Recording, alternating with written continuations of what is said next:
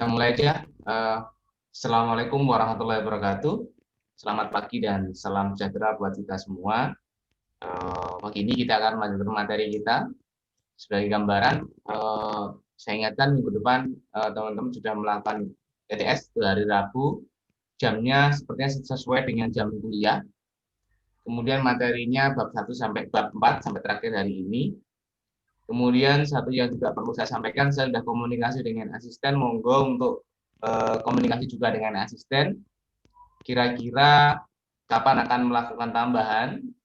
Sepertinya asisten mungkin bisa di luar jam di luar jam kuliah, sore atau mungkin malam, habis maghrib atau habis isya begitu, sehingga nanti harapannya pada saat TTS insya Allah semua materi bisa difahami dan insya Allah mudah-mudahan lancar dalam mengerjakannya begitu ya. Monggo nanti silakan komunikasi dengan asisten. Baik, pada pagi siang hari ini kita akan melanjutkan materi kita, di mana kita kemarin sudah masuk pada kerja dan energi. Yang kemarin kita sudah bahas sampai pada di bawah di sini, jadi kita sudah belajar terkait dengan kerja oleh gaya yang konstan, kemudian jenis energi, kemudian hukum kekekalan energi, kemudian beberapa contoh yang menerapkan itu, kemudian jenis energi mekanik, mana energi mekanik ada energi potensial dan energi kinetik, kemudian masuk juga hukum kekekalan energi mekanik. Kemudian kita juga sudah membahas terkait dengan usaha yang dilakukan oleh gaya konservatif dan sebagainya. Kemudian gaya pegas, kemarin juga kita sudah sampaikan. Kemudian konsep usaha atau kerja, di mana pada konsep usaha atau kerja itu terjadi ketika ada perubahan energi. Ya, sebenarnya dengan adanya konsep kerja atau usaha inilah yang menyebabkan efisiensi dari sebuah dari sebuah perubahan energi itu menjadi tidak 100%. Contohnya banyak sekali, misalnya karena adanya gaya luar, contohnya gaya gesek ya, yang muncul panas misalnya. Kalau kita menggesekkan tangan kita antara dua begini maka akan muncul panas. Jadi energi kinetik yang kita berikan kepada lengan kita itu akan juga menjadi panas. Salah satunya ya. Kemudian ketika proses pengereman juga demikian, itu adalah aplikasi dari hukum kekekalan energi, adanya gaya, kemudian akan munculnya kerja yang diakibatkan oleh gaya gesek.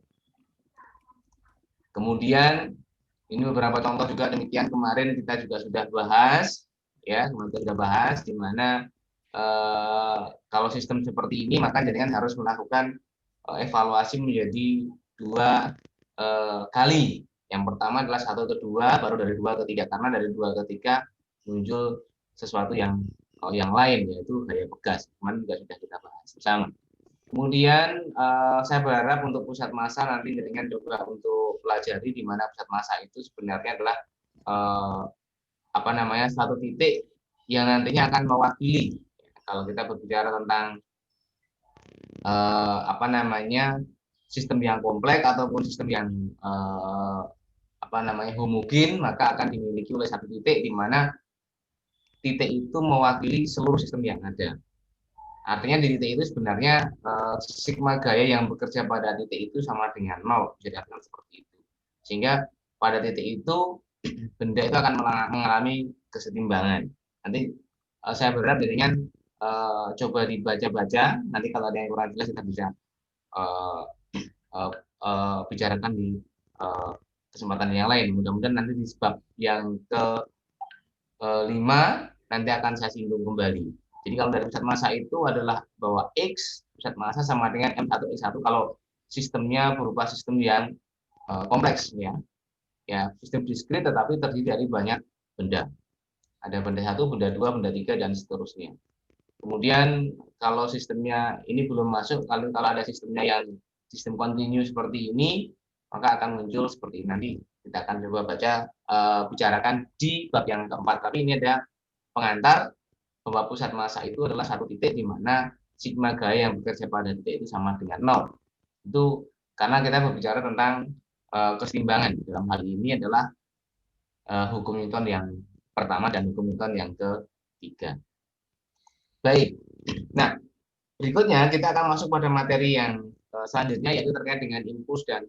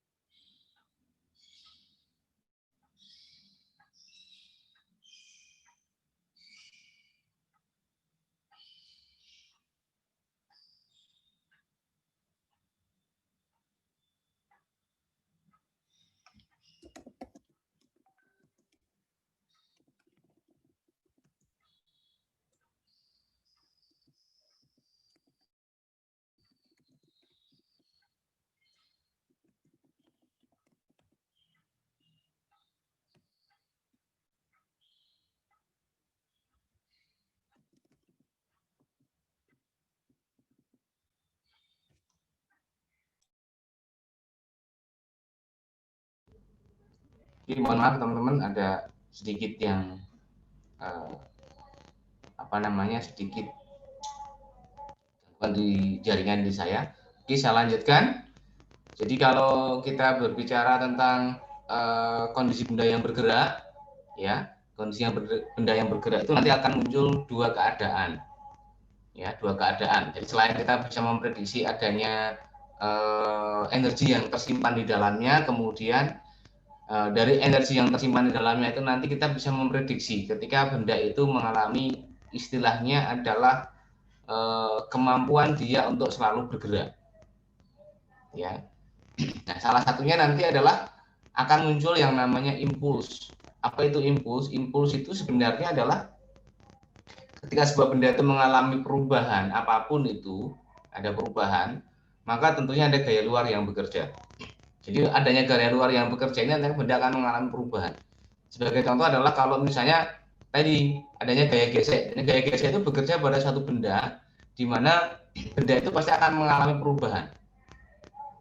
Ya, akan mengalami perubahan sehingga kita bisa kita lakukan banyak hal terkait dengan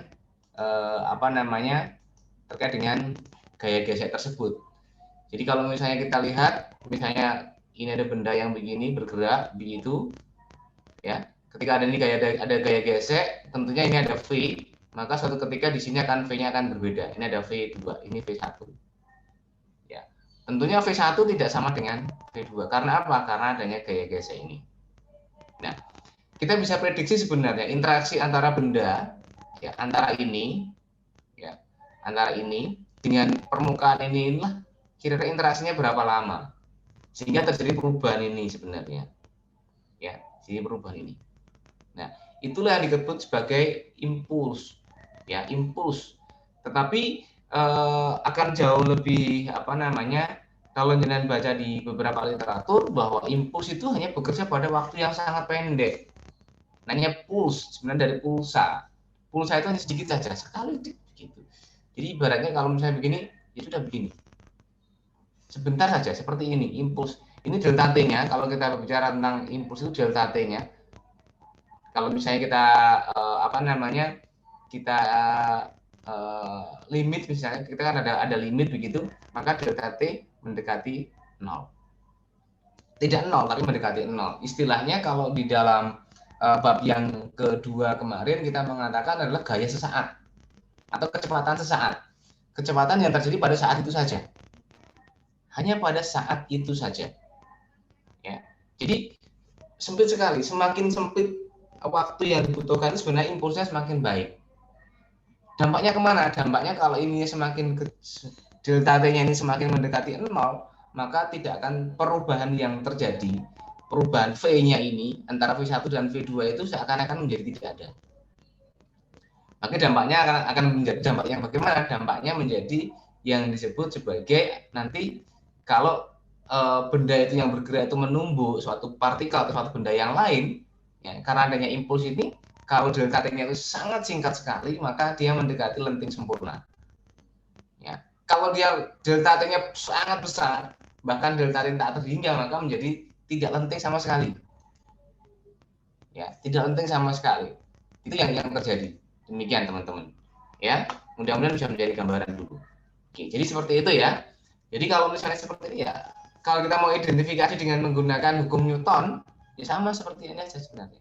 Jadi ketika saya punya gaya ini bekerja, maka F sigma F, ya kalau misalnya gayanya hanya satu sih, F saja boleh.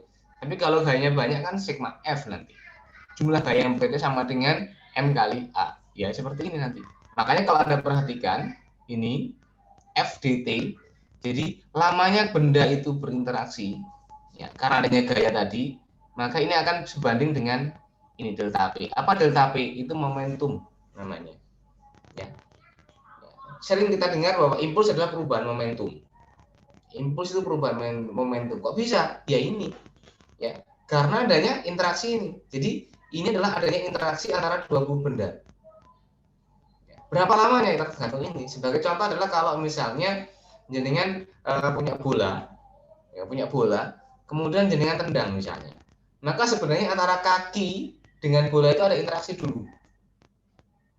Ada interaksi, ya, penyaluran momentum, ya, kecepatan kaki jenengan itu sampai di bola, kemudian bola yang mula-mula diam, kemudian karena adanya interaksi gaya yang kita berikan ini, karena kalau seperti yang kemarin, maka sebenarnya sigma F sama dengan M kali A.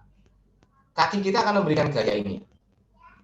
Kaki kita akan memberikan gaya kepada bola tersebut.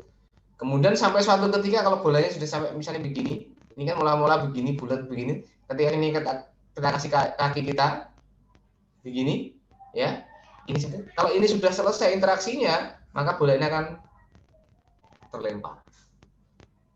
Kita bisa prediksi sebenarnya gaya yang kita berikan tadi berapa sih, sehingga bola ini terlemparnya sekian jauhnya. Nah, kita bisa prediksi dari sana. Sehingga setuju tidak setuju, kalau misalnya kita melihat pemain-pemain bola itu, mereka sebenarnya punya prediksi secara intuisi, secara nalurinya prediksi. Maka kalau ini bola ini akan saya tendang dengan kira-kira jaraknya sekian, maka kira-kira kecepatan kaki saya ketika menendang bola itu kira-kira berapa. Ya, sama seperti dengan ketika menendang bola kan demikian. Kalau ini supaya bola cuma sampai di sana, maka kaki saya nanti mengayunnya sekian. Kita sudah punya prediksi di situ. Nah, sebenarnya itu ada di situ. Ya. Nah, kalau misalnya kalau dalam interaksi antara kaki ini dengan bola ini sangat cepat sekali, ya sangat cepat sekali, maka delta T-nya mendekati sama dengan 0. Ya, delta T mendekati 0, maka yang terjadi adalah akan muncul tumbukan antara kaki dengan bola tersebut, di mana tumbukannya mendekati lenting sempurna. Jadi kalau misalnya dengan menendang bola yang kekerasannya cukup, misalnya cukupan begitu, maka dengan akan menendangnya enak. Tapi kalau dengan bolanya agak kempes, ketika agak kempes, maka dia akan semakin ke sana. Apa? Yang mula-mula begini saya harus memberikan gaya. Ini sebagian gaya saya itu hilang untuk menekan ini. Permukaan ini menjadi yang harusnya begini, maka menjadi sekian. Inilah yang disebut sebagai nanti hampir sama dengan bahwa sigma F-nya sama dengan KX. Ini adalah X-nya. Ini punya kekakuan. Jadi yang namanya hukum hukum Hooke atau hukum Pegas, gaya Pegas itu tidak hanya dimiliki oleh Pegas saja sebenarnya. Ya. Jadi itu adalah dimiliki oleh suatu benda yang memiliki elastisitas. Sehingga kondisi elastisitas akan menentukan berapa lama dia akan berinteraksi, kemudian berapa lama atau seberapa nanti efek setelah interaksi itu terjadi. Demikian. Nah, kemudian yang berikutnya adalah momentum. Kalau kita berbicara secara umum, momentum itu apa sih sebenarnya? Ada yang tahu momentum? Wah, momentumnya pas banget ini. Wah, ini kalau momentumnya tepat sekali kalau saya mau nembak dia misalnya. Wah, ini momentumnya tepat sekali kalau saya mau menolak dia. Ini momentumnya tepat sekali kalau mau mengajak. Apa itu momentum? Ada yang tahu momentum? Umum saja dulu, belum. Kenapa? Izin menjawab, Pak. Mungkin kesempatan. Silahkan, ayo. Selalu terbuka. Mungkin kesempatan, Pak. Kesempatan. Oke, kesempatan yang bagaimana?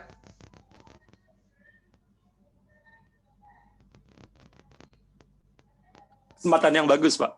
Kesempatan yang bagus. Oke, yang lainnya ayo. Ayo. Ayo yang lainnya. Momentum. Jadi mungkin seperti yang kata Mas Bagus tadi, hampir ya betul, kesempatan yang bagus. Tapi karena beliau namanya bagus. Ya, kalau namanya Gilang, kesempatan yang Gilang gitu. Oh, bukan. Ya, bukan begitu ya. Jadi begini, yang namanya momentum itu suatu kondisi yang terjadi hanya pada saat itu saja. Ya, kalau jangan melihat ini momentumnya pas pada saat itu. Kalau mungkin beberapa detik setelah itu sudah nggak pas lagi. Kalau misalnya jangan mau menembak cewek misalnya, ya momentum yang pas ya hanya pada saat itu. Besok sudah enggak. Mungkin nanti setelah beberapa menit sudah enggak. Jadi diartikan bahwa momentum ini adalah suatu kondisi dari suatu benda yang bergerak, ya, yang nantinya berdampak pada apa? Kalau ada perubahan momentum, maka akan terjadi perubahan gaya. Dia hanya terjadi pada saat itu saja.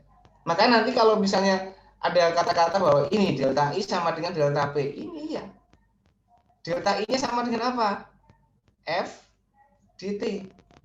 Sama dengan ini adalah M delta V nanti.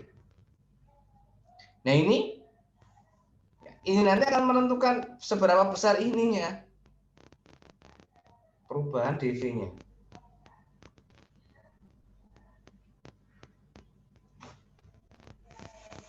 Ya, jadi suatu kondisi yang dimiliki oleh suatu benda yang bergerak. Ya, makanya kalau Anda perhatikan di beberapa kepolisian ketika ada kecelakaan mereka melakukan olah TKP-nya, dilihat kira-kira dia mengalami pengereman berapa jaraknya. Setelah diidentifikasi, ketika Anda perhatikan bahwa kalau penyoknya sekian, maka kira-kira kecepatannya. Kalau mobil itu menabrak, kemudian dari body fisiknya itu penyoknya sekian, maka bisa diartikan kalau misalnya menabrak sebuah warung atau sebuah pohon misalnya, ya menabrak sebuah pohon, maka bisa diidentifikasi kira-kira kecepatan mobil pada saat nabrak itu berapa kira-kira. Karena apa? Karena ketika benda itu bergerak, dia punya momen, kelembaman sebenarnya. Ini kelembaman sebenarnya teman-teman.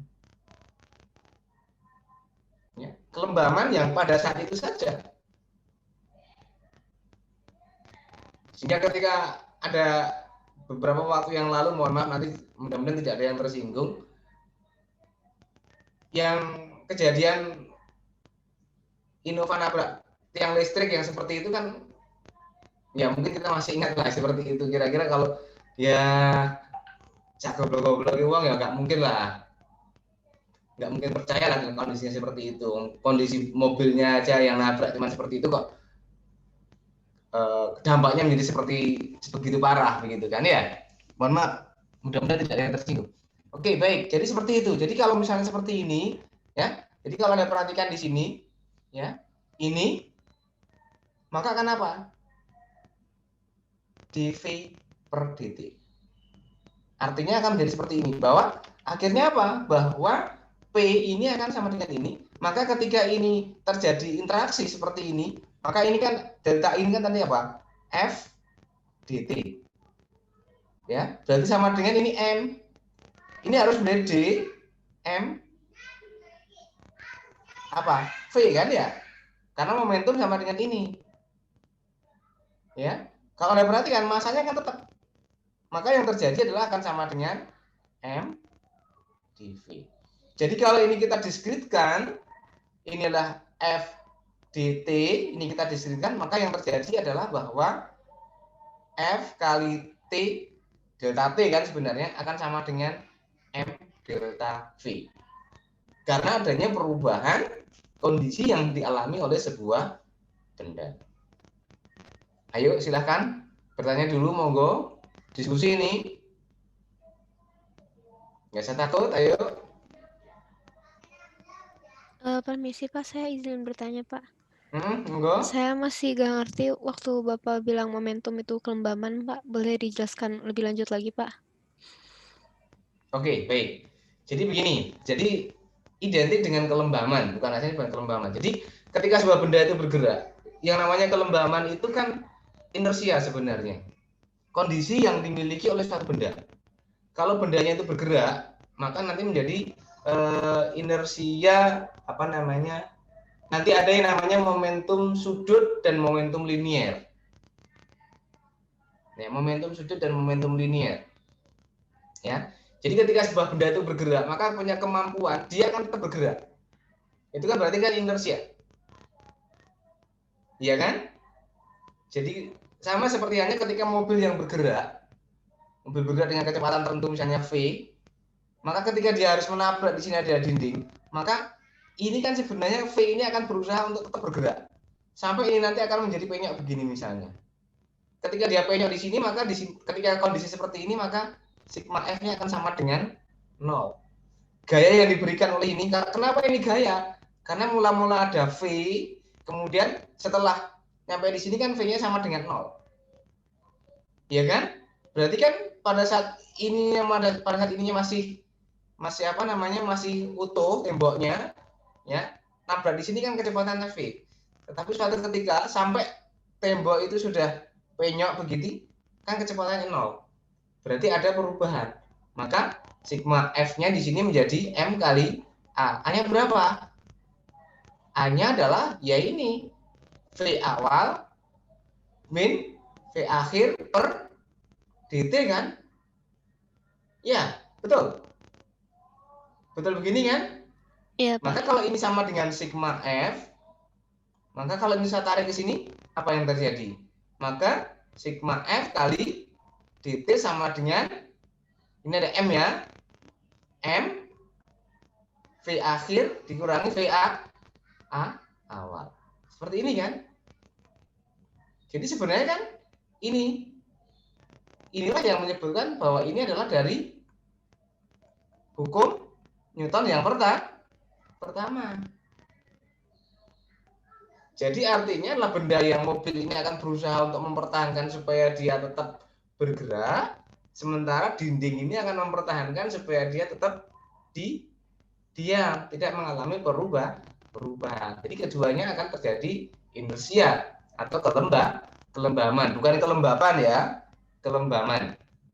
Mungkin begitu Mbak Zara. Atau mungkin masih ada yang kurang jelas?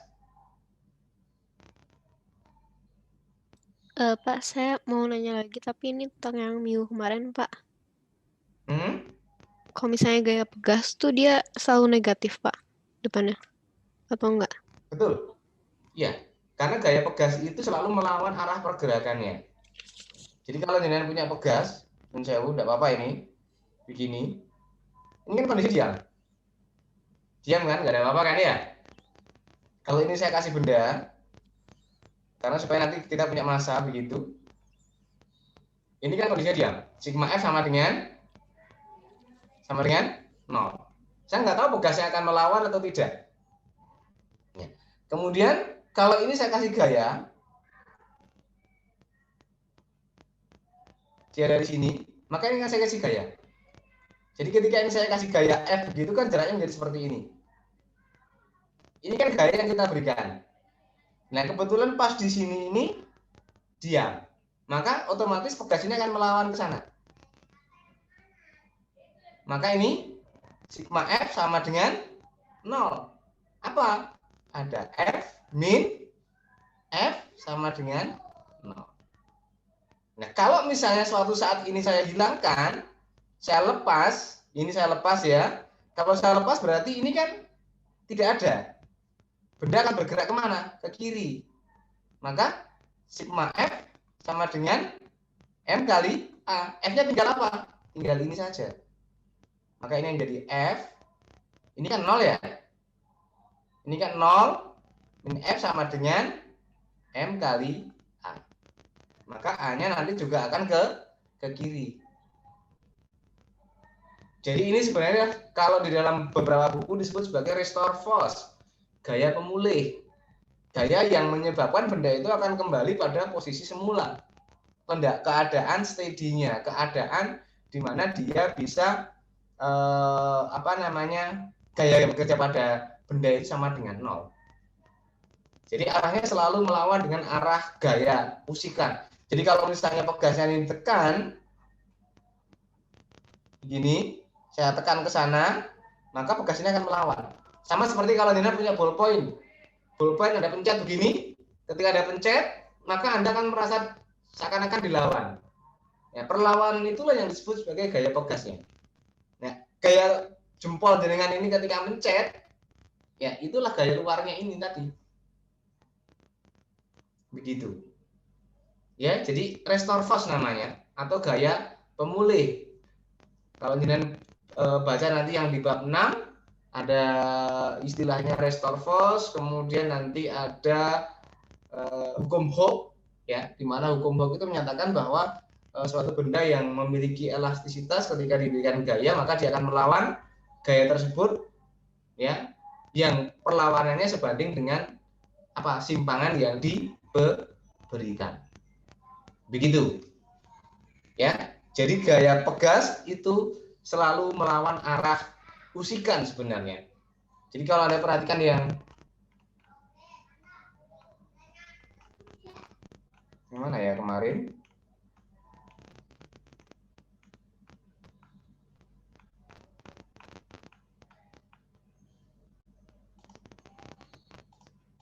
nah ini kan ya, maka arahnya selalu ke sana. Ya, arahnya selalu ke sana. Karena untuk melawan ini pada saat ini sama dengan 0, sigma F sama dengan 0 di titik ini. Tetapi ketika F-nya ini saya hilangkan, maka ini kan F hilang, tinggal F aksennya ini. Ini tidak lagi 0 karena benda akan bergerak, maka sama dengan M dikalikan dengan A. Begitu. Begitu, Mbak Zara mungkin. Kalau energi potensial dari pegasnya selalu bernilai negatif juga nggak, Pak? Energi potensial, kalau energi kan tidak. Energi itu kan kuadrat, kan tidak ada energi yang negatif. Hanya saja dia adalah termasuk energi potensial pegas kan, maka energi tidak ada yang negatif. Kan setengah kx kuadrat, kan yang negatif salah satunya kan x-nya, k-nya kan tetap. Konstanta itu kan tidak negatif, konstanta pegas. Konstanta kekakuan tidak pegas, tetapi f-nya negatif. Kenapa? Karena energi itu adalah skalar. Dia tidak punya arah. Yang menyebabkan F-nya itu negatif itu sebenarnya arahnya. Karena dia vektor. Ya. Oke, gitu? Oke, Pak. Ya. Maksudnya ada energi panas negatif kan nggak ada toh? Kalau yang ada itu nanti karena ada perubahannya. Berarti ketika dia nanti akan, kalau di kimia ada eksoterm dan endoterm ya. Ketika dia eksoterm maka energi itu akan dilepas. Bukan negatif, tapi dia melepas. Kalau endoterm dia akan menerima panas. Atau kebalik, mohon maaf kalau kebalik. Saya tidak begitu dengan kimia, mohon maaf. Oke ya. Nah, kemudian ketika seperti ini, maka akan muncul yang ini, hukum kekekalan momentum. Ya, ketika benda itu bertabrakan, maka momentum itu kan tetap sama. Ya. Jadi momentum itu akan sama. Ya. Jadi ketika sebelum tubrukan sama setelah tubrukan akan sama. Karena apa? Energinya tetap. Hukum kekekalan energi tetap itu. Ya. Hanya saja seperti yang kita sampaikan di depan kemarin, bahwa energi itu akan berubah menjadi bentuk. Bukan negatif, tapi berubah menjadi bentuk yang lain. Ya. Menjadi bentuk yang lain, misalnya menjadi panas. Ketika ada gesekan menjadi panas kan ya. Kemudian dia akan berubah menjadi energi listrik kalau dia digunakan untuk menggerakkan turbin atau apapun. Ya. Dan sebagainya. Nah, karena adanya perubahan itu sebenarnya nanti masuknya di sini. Ini salah satunya kalau di dalam mekanik. Berkurangnya itu karena adanya ini yang disebut sebagai restitusi atau kelentingan. Kelentingan ini nanti dampaknya kemana? Dampaknya sebenarnya adalah kan F dt. Maka gaya yang kita berikan itu ada interaksinya. Berapa lama dia berinteraksi dengan benda itu? Ya, berapa lama? Jadi kalau misalnya dengan menendang bola ataupun main misalnya bola apa namanya biliar misalnya, ataupun apa ya biliar yang paling gampang itu biliar, ataupun mungkin karambol misalnya, ada tumbukan kan di situ. Nah, dari tumbukan itu kita bisa lihat sebenarnya berapa sih lama interaksi itu, sehingga ketika ini saya tumbuk, kecepatannya menjadi sekian. Ya. Nah, jadi perubahan kecepatan yang terjadi itu nanti adalah seharusnya kalau dia lenting sempurna akan seperti ini. Meskipun dia tidak lenting sempurna, sebenarnya juga sama. Sebenarnya kan akan menjadi gini, delta V tadi M, delta V itu menjadi F dt tadi, karena ada ini, ada interaksinya ini loh.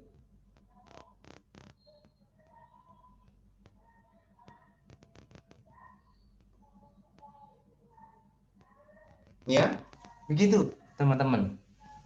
Ya, jadi kalau misalnya kita lihat seperti ini, apa namanya, momentumnya kekal.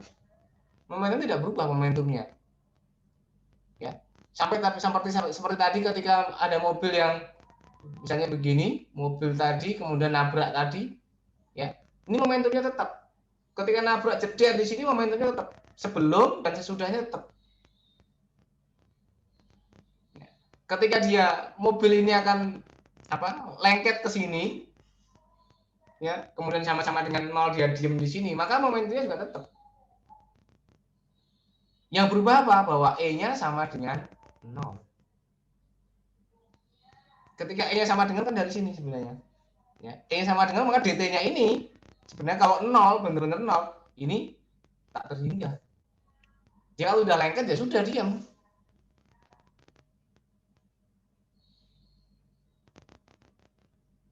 Nah, itu yang dimaksud atau yang di apa namanya, pemahaman dari hukum kekekalan momentum. Hukum kekekalan energi berlaku, hukum kekekalan energi. Sebagai contoh di sini kan, ini punya kecepatan, ini punya kecepatan. Tumbukan ini balik ke sana. Kalau kita hitung energinya, tetap ini hitung energinya nanti. Energinya ini ada, energinya ini ada. Kemudian sebagian akan hilang. Kenapa? Ini ada interaksi ini ada F, ini ada F. Ya, di sini nanti akan muncul dt-nya. Dt ini yang menyebabkan ini bergerak ke sana, ini bergerak ke sana, bahwa V1 dan V1 aksen itu bagaimana hubungannya. Begitu juga V2 dan V2 aksen. Karena dt-nya ini. Saya rasa kalau hanya pemahaman terkait dengan mengerjakan soal menghitung, insya Allah gampang, insya Allah. Dan saya yakin bahwa jenengan semua insya Allah bisa. Tetapi bagaimana kita memahaminya? Nah, biasanya kan soalnya cuma ini bergerak ke kanan, kemudian ini juga bergerak ke kanan, ini ada V1, ini ada V2, V1 lebih besar daripada V2, maka tentunya nanti akan nabrak di sini kan ya? Ya, akan nabrak. Nah, setelah tumbukan bagaimana? E-nya sama dengan 0. Bagaimana kalau E-nya sama dengan 1? Bagaimana kalau E begini? Ya, ini berarti adalah tidak penting sama sekali. Sama sekali ini sempurna, ini sebagian. Ya, insya Allah dengan bisa. Jadi rumusnya bagaimana? Ya, rumusnya ini. M1 V1 atau M1 ini sebelum tumbukan, ini sesudah tumbukan. Kemudian ada koefisien restitusi di sini. Kan biasa seperti itu kalau ketika kita belajar di tumbukan. Tetapi apa yang terjadi dalam tumbukan itu yang terkadang tidak diungkap. Ya, apa yang terjadi dalam tumbukan itu tidak diungkap. Apa yang menyebabkan dia kecepatannya berubah itu tidak diungkap. Mungkin penjelasan yang lainnya, penjelasan penurunannya ada di buku. Cuman di buku ya penurunan matematis. Ya, fisisnya bagaimana? Ya itu tadi fisisnya.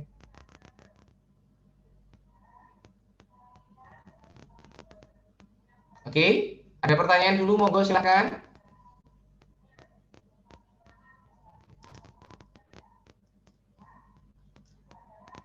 Oke, kalau belum kita lihat dulu sebentar ya, pelan-pelan. Yang tumbuhkan kan seperti ini misalnya, ya. Ini akan ada interaksi antara ini dan ini.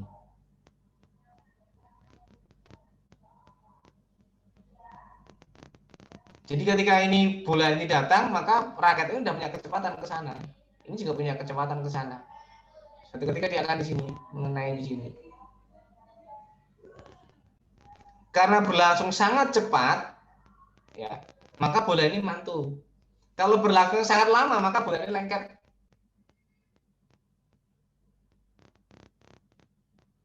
Ya, mungkin Anda bisa merasakan kalau Anda main bulu tangkis misalnya, raket jenengan itu sedikit agak kendor.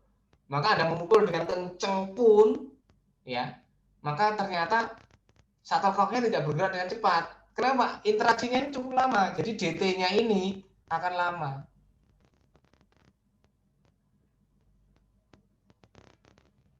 Ya, apa yang menyebabkan DT lama? Ini ada F-nya. Kekakuannya dari mana? F-nya ini adalah K delta X. Karena apa? Ini kan elastis ini. Ya, betul begitu. Ada pertanyaan dulu, ayo silakan diskusinya ini.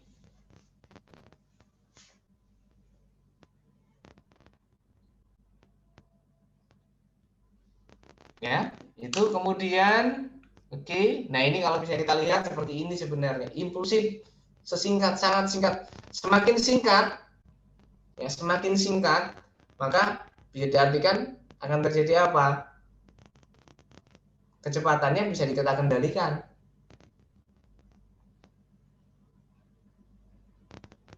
Ya, sehingga kalau misalnya dengan main pakai ini adalah yang cowok mungkin sering main tenis meja misalnya, ya bagaimana kalau bednya itu tidak dikasih karet, atau bednya itu dikasih karet yang karetnya sudah lama, itu terjadi di situ.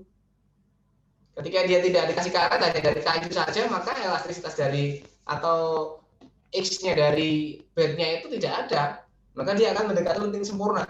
Jadi kecepatan sangat cepat sekali, kita tidak bisa kontrol.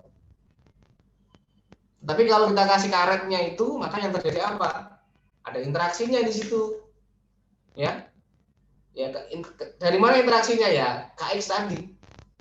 Ini ada sedikit ini. Nah, sama seperti halnya kalau jenengan ditampar temennya misalnya. Kalau jenengan reaksinya cepat, pluk begitu, langsung. Nah, Anda akan menampar kembali misalnya begitu. Karena ada reaksi di situ. Istilahnya tumbukan aksi reaksinya demikian. Berarti kalau jenengan ditampar temennya pluk, diam saja, berarti Anda tidak punya reaksi. Ya, sudah wis seperti itu. Ya, jadi ada istilahnya ini, kalau dikatakan ada kompresi dan ekspansi. Kompresi ini adalah ketika dia seperti ini, set begini, kemudian ekspansinya ketika dia membalikkan ini. Sangat singkat sekali. Ya, sangat singkat sekali. Semakin singkat, maka yang terjadi adalah kecepatan baliknya itu mendekati apa namanya istilahnya itu jadi menjadi superposisi. Jadi kalau misalnya kayak main tenis itu, lupa bola yang datang itu kan pelan. Tapi ketika dipukul dengan raket kok menjadi kencang? Ya karena ketika Anda memukul raket itu kecepatan raket yang Anda berikan itu cukup besar. Maka menjadi superposisi lagi kecepatan raket dan kecepatan setelah tumbukan. Nah, kecepatan menjadi lebih kencang. Maka jangan heran kalau misalnya apa namanya pada permainan bola tenis lapangan itu kecepatannya bola bisa sampai hampir 300 km per jam. Kencang sekali itu. Atau mungkin sekitar 100 lebih lah, hampir 200 km per jam kalau kalian perhatikan terkadang di beberapa turnamen itu ada ilustrasi untuk menentukan kecepatannya berapa. Dari mana dia mencari itu ya? Salah satu nanti kalau misalnya kita berbicara di situ tentang bisa menggunakan apa namanya speed gun atau menggunakan Doppler, efek Doppler. Ya. Ada pertanyaan dulu, ayo silakan. Izin bertanya, Pak. Ya, silakan, ayo. Tadi ada slide yang bilang momentumnya sama kalau masanya besar atau kecepatannya besar. Maksudnya apa, Pak? Sedikit agak kenceng, mau Mas Afnan. Tadi ada slide yang mengatakan momentumnya sama kalau masanya besar atau kecepatannya besar. Itu maksudnya apa, Pak? Oke. Jadi begini, semakin besar momentum itu, sebentar. Yang mana? Yang ini? Sebelumnya lagi, Pak. Yang ini atau yang? Yang ini? Sebelumnya lagi, Pak. Jumlah momentum sebelum dan sesudah sama. Sebentar. Ini? Yang ini, Pak, ya. Oke. Momentum adalah besaran vektor sehingga penting. Oke. Perkalian antara massa benda dengan kecepatannya. Jadi kalau massanya semakin besar, ya, semakin besar massanya, maka momentumnya akan semakin besar. Jadi inersianya menjadi besar. Jadi kalau kita berbicara inersia, momen inersia nanti, kalau inersia itu kan karena dia berkaitan benda yang bergerak melingkar. Kalau momen inersia, namanya momen. Kalau inersia itu kondisi yang dimiliki oleh suatu benda yang bergerak. Inersianya. Ya. Jadi kalau misalnya semakin besar, jadi kalau misalnya begini, logikanya kalau jenengan misalnya ditabrak rumah misalnya, rumah itu ditabrak dengan sebuah tronton dengan kecepatan 50 km per jam, dengan ditabrak sepeda motor dengan kecepatan 50 km per jam, maka dampaknya akan seperti apa? Karena ketika semakin besar masanya, maka momentumnya yang dimiliki pada saat itu saja, pada saat kecepatan 50 km per jam itu, ya, lebih besar mobil tronton daripada sepedanya. Jika dampaknya kemana? Dampaknya yang ini tadi. Ini. Jadi misalnya masanya kecil, misalnya sepeda motor, tapi kecepatan 120 km per jam. Ini ada tronton, kecepatannya berapa? 5 km per jam. Kira-kira dampaknya lebih besar mana? Itu jadi dia perkalian antara momentum antara massa dan kecepatannya. Semakin besar massanya, maka momentumnya semakin besar. Tetapi tidak seperti itu saja, kecepatan juga kita harus perhatikan. Ya, karena momentum itu berbanding lurus dengan kecepatan dan berbanding lurus pula dengan massanya. Jadi atau perkalian antara massa dan kecepatannya. Begitu maksudnya. Ya. Ini semakin besar massa, momentumnya juga semakin besar. Maksudnya mungkin seperti ini. Same momentum. Ya, mungkin ini ya masih ditanyakan ya. Iya, Pak. Ya, momentumnya akan sama. Ya, tetapi ya itu tadi. Kalau ini masanya besar, kalau momentumnya sama, maka kecepatannya akan kecil. Tetapi kalau untuk momentumnya yang sama, maka kalau masanya kecil, maka kecepatannya harus besar. Begitu maksudnya. Ada mungkin yang kurang jelas, Mas Afnan? Sudah, Pak. Terima kasih, Pak. Oke, baik. Lanjut ya. Oke, ini sampai ini. Nah, ini tumbukannya seperti yang saya katakan tadi. Apa yang menentukan tumbukan? Ya ini tadi E-nya ini loh, Mas. Sebenarnya E-nya ini nanti sebenarnya menjadi salah satunya menjadi apa? Efisiensi sebenarnya. Kalau efisiensi sama dengan 1, maka sebelum dan sesudah kecepatan sama, tidak mengalami pengurangan. Energi totalnya akan sama. Ya, kalau E-nya sama dengan 1, maka momentum awal dan sesudahnya itu akan sama. Tetap akan sama. E-nya bagaimana? Maka V1 sama dengan V2. Aksen ya. V1 aksen sama dengan V2 aksen. Jadi kalau misalnya begini misalnya, ini ada begini, terus tiba-tiba ini di sini pecah menjadi 2. Ini bergerak ke sana, ini bergerak ke sana. Ya, kalau ini menjadi setengahnya, ini juga menjadi setengahnya, maka momentum ini momentumnya akan sama. Karena apa? Kecepatannya akan berubah menjadi 2. Efisien 100%. Ada seperti itu. Jadi kecepatannya itu ini, maka V1 plus V2 ini sama dengan V. Ini plus ya, mohon maaf. Ya, karena ketika seperti ini maka V1 akan sama dengan V2. Dari mana? Anda bisa lihat dari persamaan tadi bahwa E sama dengan minus V1 aksen min V2 aksen per V1 min V2. Pak, di buku tidak seperti itu. Di buku bagaimana? Di buku begini, Pak. E sama dengan minus V2 aksen min V1 aksen per V2 min V1. Gampangannya begini. Kalau yang depan itu V2, maka ini juga V2.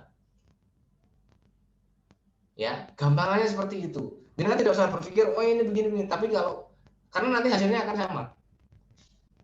Kalau yang di depan itu V1 aksen, maka yang di bawah itu juga harus V1.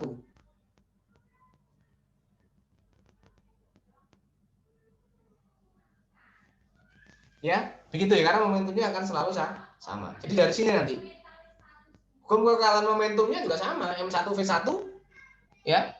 M1V1 plus M2V2 sama dengan M1V1 aksen plus M2V2 aksen. Ini kalau kita balik ke sana, maka harus bagaimana? M1V1 minus M1V1 aksen sama dengan plus ya, M2V2 min M2V2 aksen sama dengan 0. Berarti ini kan sama dengan apa? Delta P1, delta P ya, plus delta P2 sama dengan 0. Artinya apa? Ini akan sama. Ya, momentumnya akan sama. Hanya momentum itu akan diubah dari yang semula momentum punyanya benda satu, sebagian akan digeser, akan ditransfer ke benda yang kedua. Banyak sekali contoh-contohnya kalau misalnya kita lihat nanti ada banyak misalnya roket diterbangkan misalnya, maka ada momentum yang berubah. Suatu ketika maka dia akan melepaskan pendorongnya. Ketika melepas pendorongnya, ya kecepatannya kan besar kecepatannya. Ketika dia dilepaskan, ya maka dia akan memecah belah. Karena momentumnya tetap sama. Ya, begitu. Ini contohnya misalnya demikian. Nah, ini insya Allah ini biasa kalau hanya seperti ini kita terbiasa mengerjakan yang seperti ini. Nah, seperti ini juga sama. Ya. Jadi kalau misalnya ini kalau yang ini ya, ini kan biasa ini kita kerjakan. Ini momentumnya. Ya, ini sebelum ya ada masa 1, masa 2. Ada yang Anda harus perhatikan adalah vektornya, Mas. Teman-teman, vektornya. Jadi kalau ke kanan itu dianggap sebagai positif karena apa? Anggap aja adalah I. Kalau negatif ke kiri, sebenarnya adalah negatif karena minus I. Sehingga nanti ketemunya adalah M1V1 ya. Sama dengan nanti akan begini M2 ini V2. Maaf.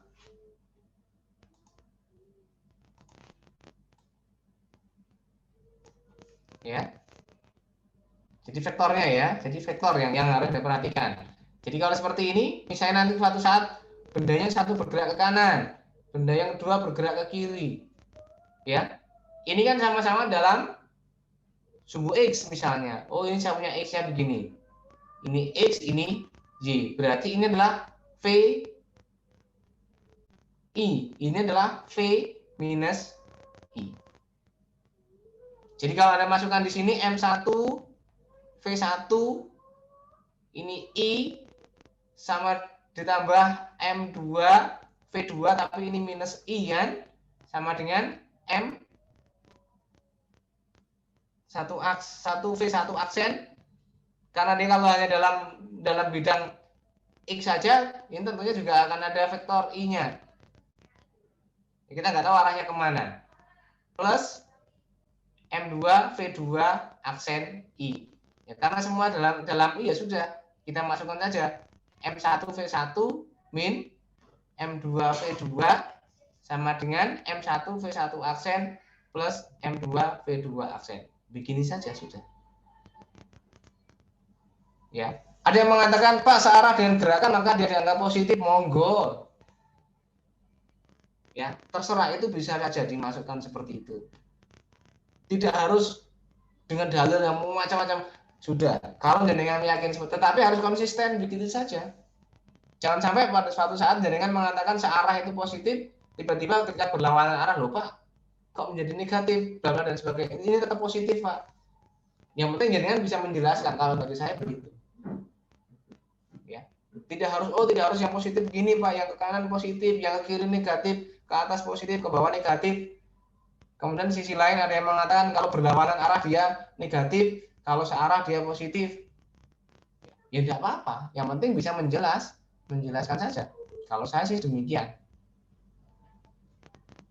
Ada pertanyaan, ayo. Sih Pak, izin bertanya. Ya, silakan. Untuk slide sebelumnya kan kalau misalnya kondisinya bendanya pecah seperti tadi tuh yang jadi M sama V-nya yang mana jadinya? Ini jadi apa? Yang jadi M sama V-nya kalau bendanya pecah seperti yang tadi. Oke, berarti jadi seperti ini nanti, ini yang ingin saya sampaikan. Jadi kalau dia pecah, ya ini kan vektor Mas. Jadi mula-mula ke sana. Ini kan V-nya ke sana, ini M, ini V-nya ke sana. Kemudian ketika di sini dia pecah. Ya, pecah. Ini pecahnya ke sana. Ini pecahnya juga ke sana. Iya kan? Ini ada sudutnya misalnya.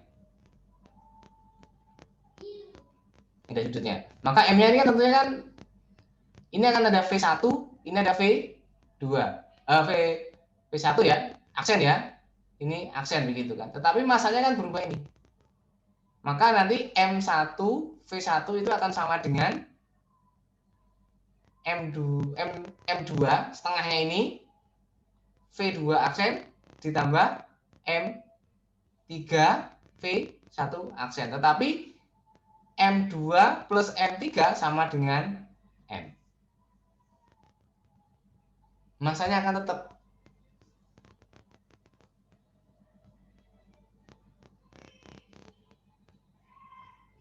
Begitu maksudnya. Atau mungkin arah pertanyaan tidak ke sana. Bagaimana Mas Nanta? Ayo. Iya benar dong. Terima kasih Pak. Oke. Ya, seperti itu. Dulu ada soal yang demikian, Mas. Zaman saya dulu di awal-awal itu ada soal demikian. Jadi sebuah peluru, ya, ini ditembakkan ke kanan begini, set, kemudian dari bawah ada peluru yang ditembakkan. Suatu ketika dia di sini, ketumbukan di sini, ada kecepatan kan? Nah setelah itu dia akan berubah, lintasnya berubah menjadi demikian. Ya, ini disuruh mencari, ini E sama dengan 0 plus begini, setelah ini akan muncul kecepatannya ke sana. Nah, ini akan muncul M karena ada V. Ini ada V dalam arah X, ini ada V dalam arah Y. Sini akan muncul dan seterusnya. Ada seperti ini. Anda nanti bisa coba. Anda bercari nih. Oke, berikutnya adalah yang ini misalnya. Jadi kalau misalnya seperti ini berlaku hukum kekekalan momentum juga. Ini di bawah. Ini kan V sama dengan 0, ini ada V. Maka nanti ketika dia ditembakkan des, kebetulan adalah E-nya sama dengan 0, maka ini akan masuk. Maka M aksen sama dengan M1 plus M besar. M kecil ditambah M besar ya. Di sini. Maka Anda bisa prediksi ketika dia menyimpang sekian, kita lihat dia maksimumnya di sini misalnya dengan sudut theta. Maka Anda bisa lihat. Nah, akan muncul begini. Maka di sini V sama dengan 0. Ketika V sama dengan 0, maka yang berperan apa? Anda bisa menggunakan hukum kekekalan energi. Ini kalau saya katakan titik A, ini titik B, maka apa? EM di A sama dengan EM di B. EM di A apa? Kecepatan. Jadi sudah M total di sini. M total ya, V A kuadrat ini setengah ya, plus ini M juga total, G HA ini sama dengan setengah M total VB kuadrat plus M total G HB. M-nya kan hilang ya. Begini kan ya. Sehingga Anda dapatkan kalau di sininya adalah hanya ini 0, maka ini kan akan sama dengan 0. Kalau di B ini 0, maka ini juga sama dengan 0. Maka Anda dapatkan bahwa VA-nya sama dengan tetap setengah ya, akar 2GH ya. Ya, begitu. Maka di sini VDA ini adalah akar 2G HB. Nah, pertanyaannya VA-nya ini berapa? Maksudnya adalah V-nya ini. Berapakah kecepatan M kecil ini ketika numpuk? Bagaimana caranya? Ya kita harus melihat dari sisi ini. Di titik A, maka akan muncul apa? M kecil, V, ya, anggap aja V1, plus M, V2, sama dengan, ini kan bersatu, maka M total kali V aksen.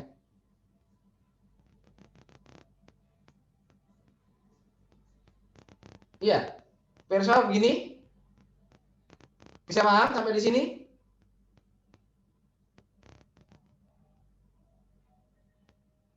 Ini ketika tumbukan. Di A. Ini kan 0 ya. Ini ada M1, V1 sama dengan ini kan 0. M total V1 aksen. Nah, V1 aksennya berapa? V1 aksennya adalah akar 2GHB. Sehingga didapatkan. Maka V1-nya sama dengan M akar 2GHB per M kecil. Maka Anda dapatkan ini.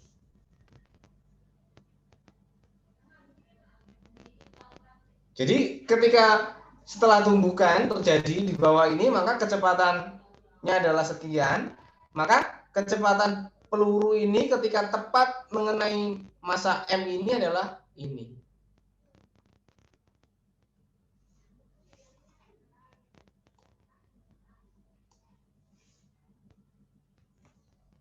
Nah, soal-soal seperti ini bisa dikembangkan lagi. Ya, pengembangannya bagaimana? Bisa. Ya, pengembangannya bagaimana? Kita bisa kembangkan. Ya, pengembangannya bagaimana? Ini saya bisa ubah menjadi seperti ini soalnya, teman-teman. Jadi kalau misalnya sama-sama dengan yang mirip seperti tadi, misalnya demikian. Ya. Misalnya ini lintasnya saya buat begini. Nah, tepat di bawah ini saya kasih bandul. Nah, ini ada boda yang saya lepaskan dari sini. Ini ketinggiannya adalah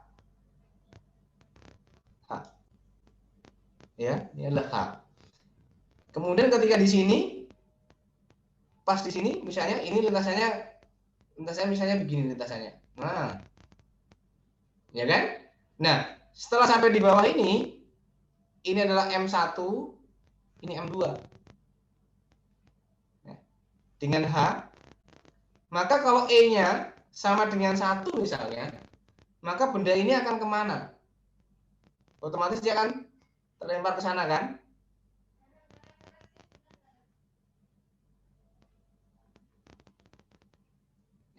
Dia akan maksimum sampai di mana? Ini saya katakan adalah theta max sama dengan berapa? Misalnya M1 sama dengan 2 kali M2. Bagaimana caranya?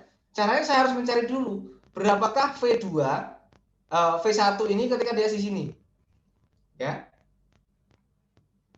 Pas ketika dia nabrak di sini, ini ada V1-nya. Ini berapa?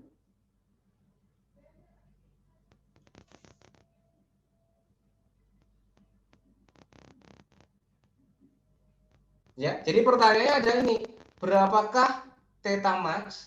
Kemudian yang kedua, berapakah ketika ada, karena ini E sama dengan 1, setelah menumpuk dia akan terpental ke sana.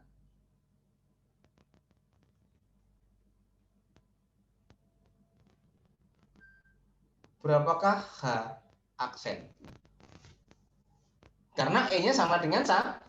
Kalau E-nya sama dengan 0, maka benda ini akan ikut. Ya kan, kalau E sama dengan 0, kalau E sama dengan 0, kalau E sama dengan 0, maka benda sama-sama akan ikut ke sana. M1 dan M2 akan menyatu. Maka juga ketemu theta max-nya berapa. Bagaimana kalau E-nya sebagian juga sama? Kalau E sebagian, misalnya sama dengan 0,2 ya, maka ini juga akan terpental. Nah, terpentalnya mungkin juga sampai di sini. Yang ini mungkin tidak sampai di sana, namanya di sini misalnya. Tetap akan terjadi seperti itu. Jadi langkah pertama yang harus Anda lakukan adalah berapakah V1 di dasar. Bagaimana mendapatkan ini? Anda menggunakan hukum kekerasan energi mekanik.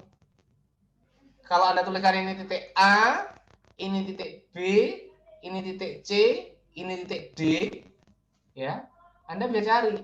Berarti apa?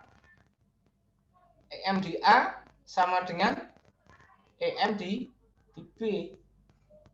Untuk benda mana? Untuk benda 1.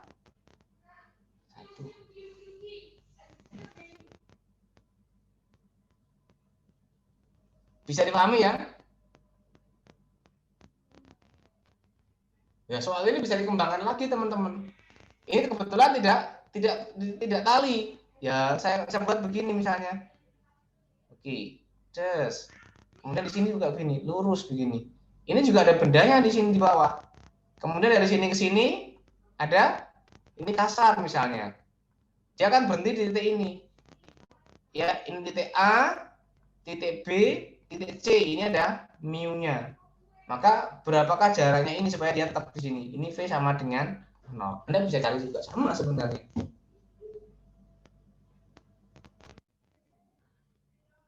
Ya, dikembangkan lagi bisa. Seperti ini misalnya, ini tali kan. Nah, ketika dia di bawah, pas dia di bawah di sini berapa tegangan talinya?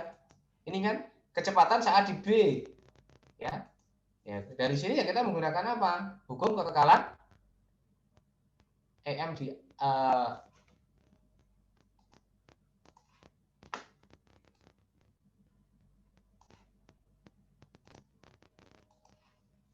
ya, ini EM di A sama dengan EM di B. Tegangan tali, ketika dengan mencari tegangan tali, ini harus cari ini apa? Ini ada apa? V sama dengan M kali G. Ini punya V.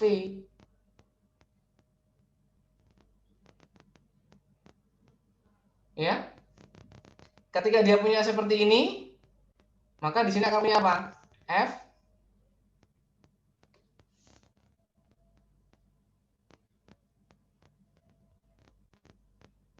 apakah begini atau yang lainnya?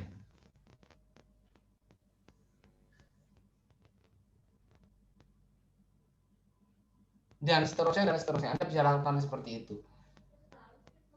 Ini seperti yang saya katakan tadi, ini sebenarnya soal ini dan ini nyambung ya. Ini di sini dilepaskan, kemudian di sini seperti ini, maka dia akan berhenti di sini misalnya. Ini ada mu-nya misalnya. Kita bisa kembangkan banyak hal dari pemahaman-pemahaman yang ada tadi. Kalau dari bawah ke sini kan kita tahu bahwa V di sini jelas kan? Akar 2 G. Iya. Ini kan hanya. Setelah di sini kan ya. Kalau setelah di sini sama dengan ada koefisien gesek, saya punya ini, maka di sini ada gaya. Kalau nggak pakai gaya, Anda bisa pakai begini. Ini ada S, ini ada V, 0. Maka Anda dapatkan apa? V kuadrat sama dengan ini V2, VC, VB kuadrat min 2 AS. Anda bisa cari. Atau berapa gayanya? Ya, F-nya sama dengan mu kali N. Jadi kalau misalnya di sini berapa kecepatan benda atau berapakah kerja yang dilakukan oleh gaya gesek, ya sudah. Kerjanya berapa? Ya sudah, ini ada F, maka V-nya sama dengan F kali ds. Sudah, F-nya apa? Sama dengan mu kali N kali ds. ds-nya dicari dari mana? Dicari dari sini. Atau dengan cara yang lain bisa nanti di sana. Oke, ada pertanyaan?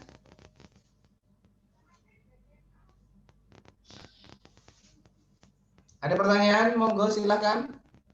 Atau bingung semua yang mau ditanyakan, Pak?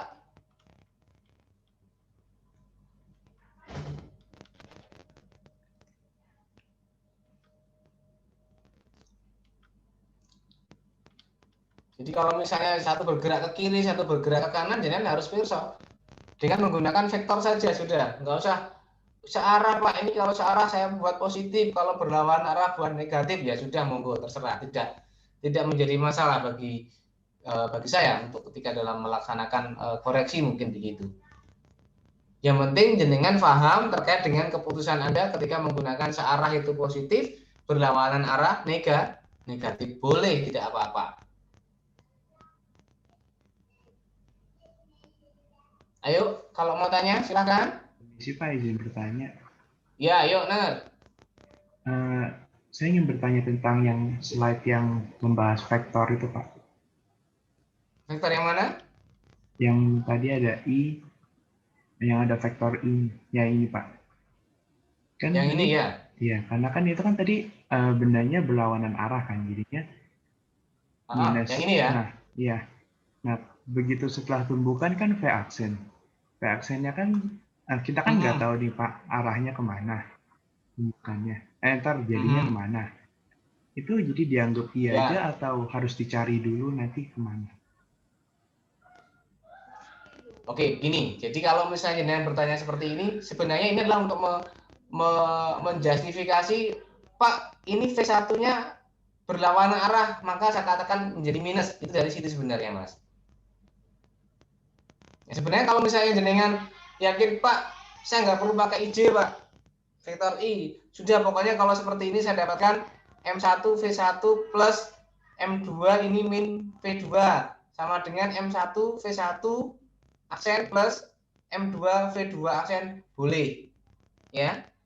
Ya, boleh. Jadi tadi yang katakan, loh, saya kan belum tahu Pak I-nya nanti kemana. Nah, dengan kondisi seperti ini nanti otomatis I-nya akan ketemu. Saya belum tahu ini arahnya ke kiri atau ke kanan, tidak apa-apa. Tulisan aja di sini. Artinya bahwa I yang di belakang ini kan sama-sama I-nya, Mas. Ini kan sebenarnya saya bisa coret akhirnya kan, ini I, ini I, ini I, ini I, tetapi ini menjadi minusnya maju. Maksudnya seperti itu. Jadi kalau misalnya dengan prefer dengan yang seperti ini, Pak, kalau searah atau ke kanan saya anggap positif, kalau ke kiri saya anggap negatif, ya tidak apa-apa. Tetapi sebenarnya yang menyatakan bahwa yang ke kiri saya anggap negatif itu adalah dari sini sebenarnya. Begitu loh. Jadi kesepakatan atau pemahaman jenengan terkait dengan itu bebas, monggo yang mana. Sama seperti ini nanti, Mas. Seperti ini nanti juga demikian. Ini akan terpental V aksen, satu aksen. Ini V-nya loh ini. Kita belum tahu arahnya kemana. Nah, ini juga demikian, ada V2 aksen dan sebagainya. Ini V-nya, besar V-nya. Jadi kalau misalnya nanti ini arahnya ke atas, maka kita bisa tahu arahnya ke kanannya seperti apa. Maka dia akan jadi seperti ini. Ya ini mungkin akan jadi seperti ini. Kalau dia di atas di udara maka akan jadi seperti bawah begini. Ya, jadi V-nya yang besarnya itu adalah V-nya. Jadi momentumnya yang sama itu adalah M1 V1 sama dengan M2 V2 aksen plus M3 V3 aksen. Besarnya V ini. Besarnya momentumnya. Ya, jadi besar momentum sebelum dan sesudah terjadi pecahnya itu sama. Karena dia tidak menubruk, tapi dia pecah. Jadi gerak ini sama seperti gerak pada roket. Sebentar, saya ada slide yang lain yang mungkin kita bisa lihat. Sebentar.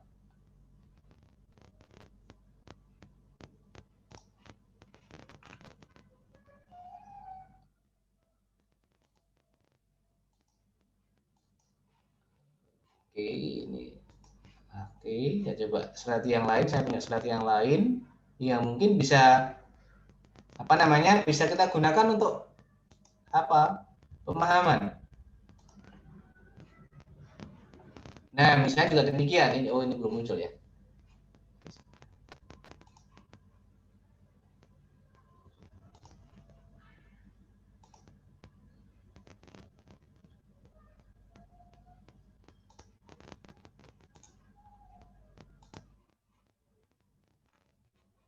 Jadi seperti ini juga ada momentumnya sebenarnya ini. Jadi ketika dia pecah di atas ini, dia punya kecepatan, nah momentumnya ini akan pecah menjadi partikel-partikel yang kecil-kecil itu. Jadi momentum sebelum dia pecah, ada punya kecepatan, itu sama dengan momentum setelah partikel-partikel itu dia pecah itu tadi. Ada yang ke kanan, ke atas, ke bawah, dan sebagainya. Hal yang sama juga terjadi ketika ini misalnya, roket juga sama ini nanti ke roket. Ya, dia juga sama. Dia punya kecepatan. Ya. Jadi ketika dia lepas, sebelum dia lepas kan dia punya kecepatan, momentum M kali V. Nah, ketika dia setelah lepas, ya momentum itu yang di bawah ini melambat, ya kecepatannya kecil, masanya ada massa, yang ini tetap kecepatannya ke atas lepas, maka kecepatannya akan lepas begitu. Ya, ini momentum total gas plus roket kekal sehingga roket mengalami percepatan ke atas sebagaimana gas mengalami percepatan ke bawah. Ya. Karena momentumnya tetap. Ini sama kalau ini sama. Oke, tumbukan tidak penting, elastis. Ini sama. Ini juga sama ledakan, dan ledakan juga demikian. Interaksi singkat, kemudian saling menjauh, dan sebagainya. Sama seperti yang saya katakan tadi, ketika dia menjauh, ya kecepatan momentum awalnya sama, tapi kemudian momentum itu akan pecah menjadi partikel-partikel kecil tadi. Ya, momentum sebelum dia pecah, kemudian sama dengan momentum ketika dia pecah. Kalau kita berbicara tentang fisisnya, contohnya seperti itu. Tapi kalau kita berbicara tentang matematis, yang seperti yang saya katakan tadi. Ya, saya katakan tadi ketika begini dia di sini punya kecepatan misalnya ke atas V begitu, maka di sini akan pecah menjadi 1, 2, 3 dan sebagainya kecepatannya. Begitu. Oke, ada pertanyaan lagi? Jadi I dan V ya, arah itu tadi hanya untuk menunjukkan bahwa kalau Pak, saya belum tahu nanti IJ-nya yang setelah tumbukan itu kemana. Ya, itu dianggap bahwa lintasannya itu dalam satu garis. Kalau dalam sumbu X ya sumbu X semua. Kalau sumbu Y ya sumbu Y semua.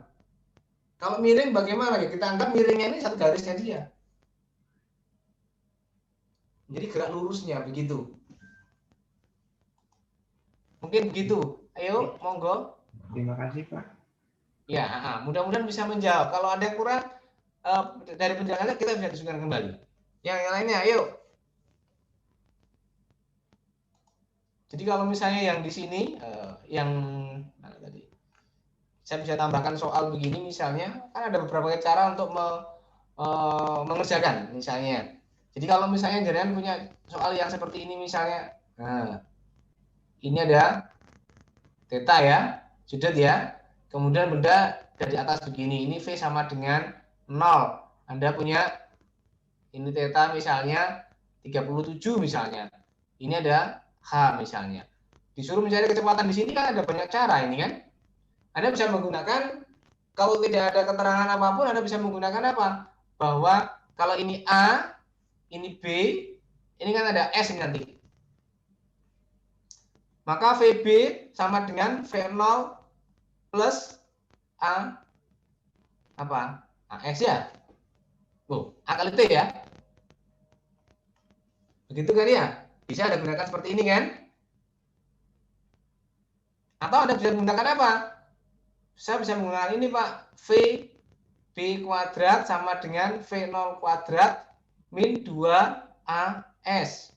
S akan ketemu, ini ketemu, dan sebagainya akan ketemu Pak. Misalnya demikian.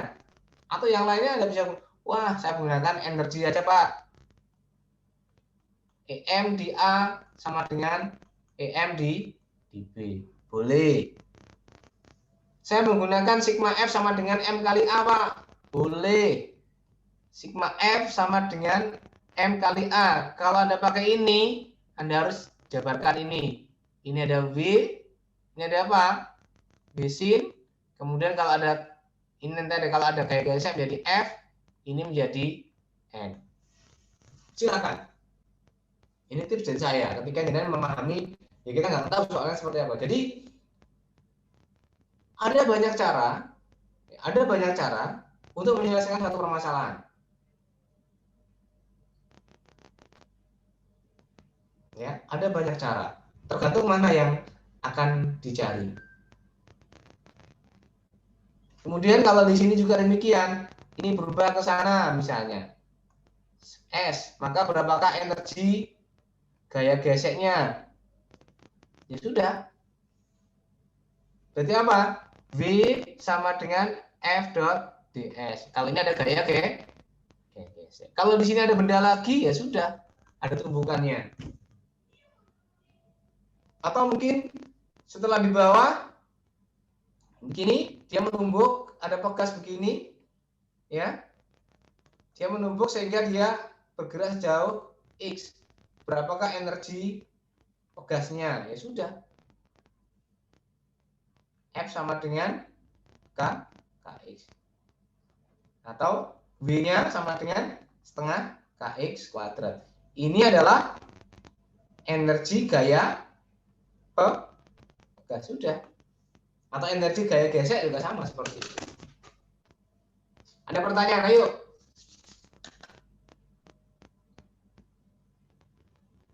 Ayo, siapa mau nanya ini? Ayo.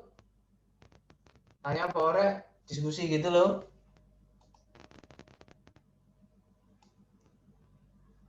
Ayo, Mbak Jayanti tanya. Halo Mas Samuel, tanya. Ayo, Samuel. Atau mungkin saya bingung Pak, nggak ada yang saya jelasnya nggak jelas ya Pak, begitu.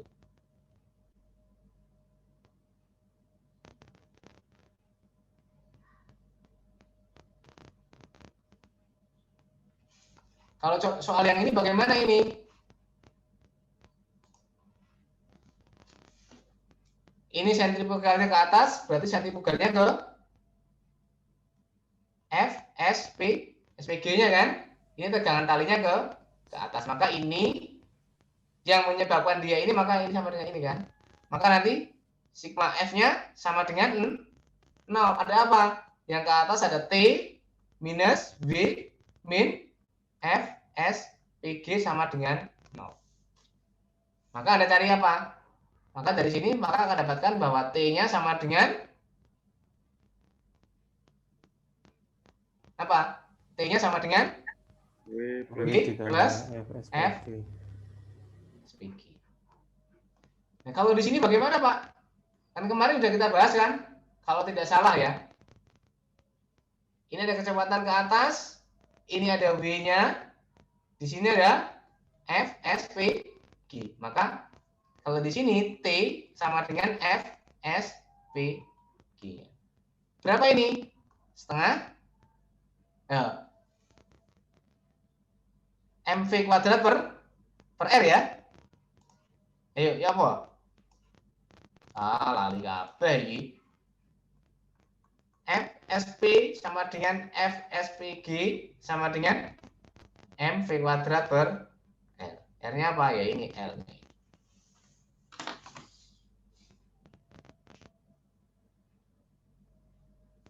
Oh, ini ada panjangnya L ya. Panjang L.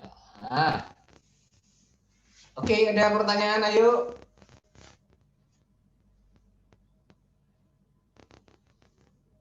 Oh, Ini izin Pak, nanya. Iya, ayo Mbak. itu yang bola yang di titik C tadi. Kan itu Ya, ini. FSP dikurangi FSG. Sementara FSP itu sama dengan FSG. Jadi si tegangan talinya 0 gitu Pak maksudnya. Atau gimana Pak? Yang mana? Yang di sini? Ini? Mm-mm. Mm-mm. Atau ini? Yang di titik C Yang ya. ini?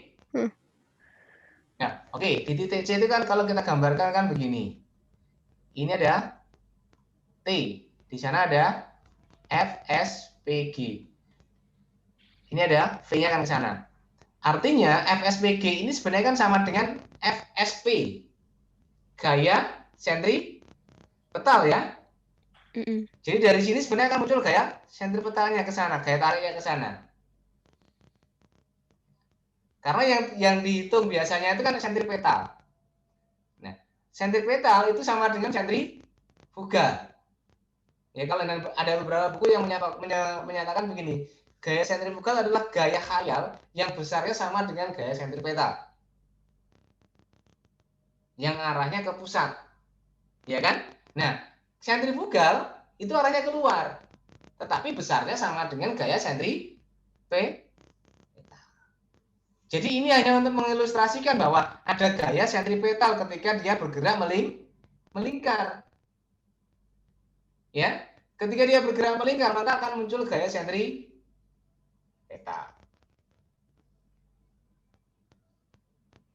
Ya kan? Ya, karena ada percepatan dalam arah radial. Ya kan, yang menyebabkan percepatan dalam arah radial kalau digerak melingkar. Masih ingat di situ? Digerak melingkar. Di bab 2. Nah, untuk kondisi yang seperti ini maka akan muncul gaya keluarnya. Karena apa? Reaksi sebenarnya bukan reaksi sebenarnya, ya. Jadi sebenarnya dia adalah gaya khayal yang besarnya sama dengan gaya sentripetal tadi, tapi arahnya keluar. Nah, ketika dia keluar, maka tegangan tali itu muncul karena adanya yang keluar ini. Maka di sini sebenarnya kalau gambar yang nanti sebenarnya tidak demikian. Ini ada V, ini ada T begini saja, dan ke sini ada F, S, P, G, yang ke bawah ada V. Ini V loh ya, jadi bukan gaya. Karena adanya V ini, muncullah yang ini. Sehingga kalau dari gayanya saja, maka akan seperti ini. F, S, P, G, ini ada W, ini ada T. Sehingga apa? Sigma F-nya sama dengan 0, yaitu T min F, S, P, G sama dengan 0. Atau T sama dengan F, S, P, G, atau sama dengan M, V kuadrat per F. Ini. Kalau di atas bagaimana, Pak? Kalau di atas bagaimana? Ya sama. Kalau nanti dia di atas, ya dia di atas begini, di atas begini, maka R-nya kan ke bawah. Ini kan ada V stop. Ini ada W, ini ada T. Ya. Sentripetalnya kemana? Tetap ke atas. F, S, P, G. Ini ada V-nya ke sana. Sehingga di titik ini, T sama dengan F, S, P, G minus W. Di atas. Kalau di bawah ini, T, ini kan, T sama dengan W plus F, S, P, G.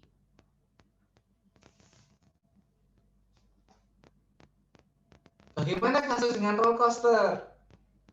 Kemarin sepertinya sudah roller coaster karena ada gaya normal. Iya, begitu kan kemarin di bab berapa itu roller coaster itu? Di bab 3 ya? Nah, masa sih Pak? Coba nanti dilihat di YouTube-nya. Bentar nggak kita sempat menyinggung roller coaster? Oke? Ada pertanyaan lagi? Nah, menarik ini. Izin Oke, bertanya, terima Pak. kasih, Pak. Ya, menjelang ETS ini sebenarnya harus menjadi soal itu bisa kombinasi, teman-teman. Kombinasi itu kombinasi apa? Kombinasi pemahamannya. Jadi bahannya kalau tidak salah soalnya ada 4. Ya, ada bab 1 sendiri dalam tanda petik yang mengacu pada bab 1, ya, mengacu pada bab 2, mengacu pada bab 3, mengacu pada bab 4. Tetapi dari semuanya ini tentunya semuanya menggunakan bab 1 karena semuanya menggunakan vektor. Ada beberapa yang beririsan untuk kita melakukan pemahaman. Begitu. Ya. Oke. Silakan menggunakan kalkulator, monggo dipersiapkan kalkulatornya. Ya, kalau dan ada informasinya bahwa ketika jenengan mengerjakan ETS, maka pakai Zoom, nanti ada Zoom-nya. Kemudian jenengan wajib menyalakan kamera. Kamera wajib untuk dinyalakan.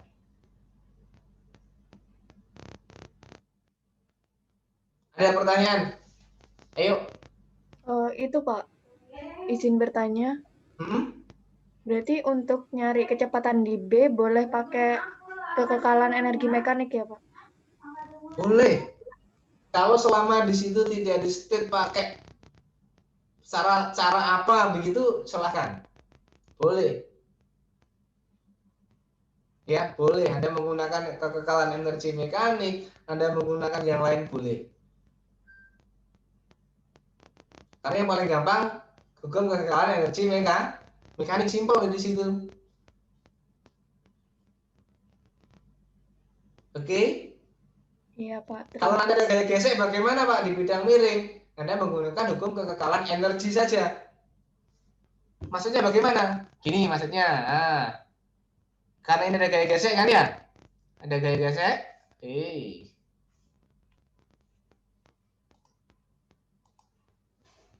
Karena ada gaya gesek, kalau Anda menggunakan konsep energi, maka apa?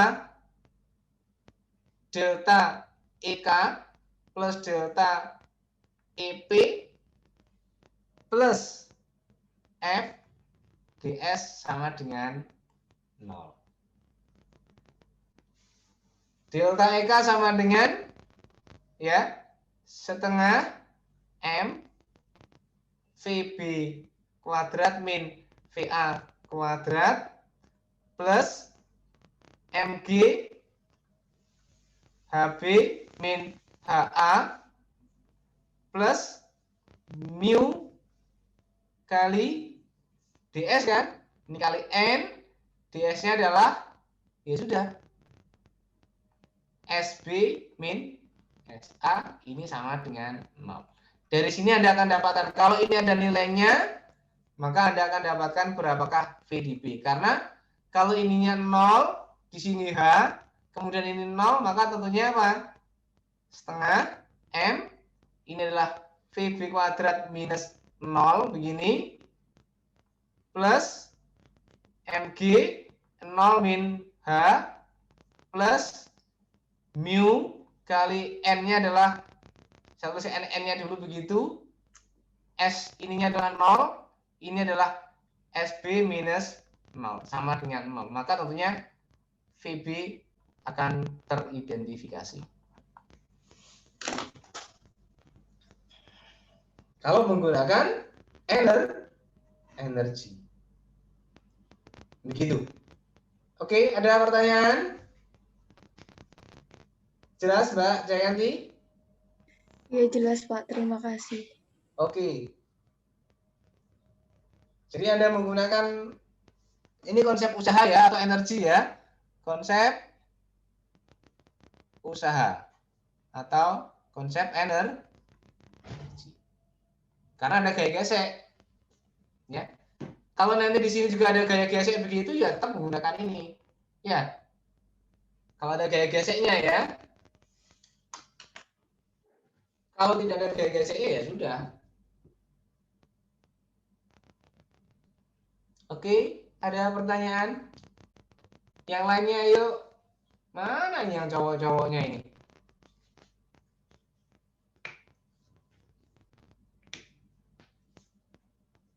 Oke ya. Baik, ada lagi pertanyaan? Ingat, ketika Anda mengerjakan yang bab 2, ya, Anda harus perhatikan bahwa atau bab 3 boleh seperti kemarin bahwa sigma F sama dengan 0, ini bisa V konstan atau diam. Ya.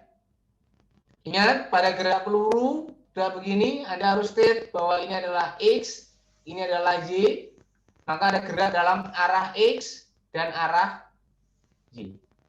Bagaimana AX, bagaimana AY. Ya, ada nggak AX, ada nggak AY-nya. Kemudian yang berikutnya yang perlu juga dipahami adalah apa? Pahami juga terkait dengan gambar dan juga vektornya, karena gambar ini akan menentukan menentukan langkah berikutnya, sehingga seperti yang saya sampaikan, kita lihat tingkat kesulitan gambar. Ya, kalau gambar itu sederhana begitu mungkin nilainya 20%. Tapi kalau gambarnya sudah sedikit agak kompleks, maka bisa 40% dari total nilai dalam soal atau dalam nomor soal tersebut. Jadi usahakan sedetail mungkin dalam gambar itu. Gambar tidak harus bagus, tapi paling tidak gambar itu bisa memberikan gambaran atau sketsa terkait dengan permasalahan atau soal yang diberikan. Oke, itu mungkin yang dapat saya sampaikan. Kalau tidak ada lagi pertanyaan. Oke ya. Baik, kalau tidak ada pertanyaan, saya akhiri. Terima kasih. Mohon maaf sebelumnya. Assalamualaikum warahmatullahi wabarakatuh. Selamat. Warahmatullahi wabarakatuh. Ya. Waalaikumsalam. Terima kasih, Pak. Terima kasih, Pak. Oke, belajar ya. Oh ya. Terima kasih, Pak.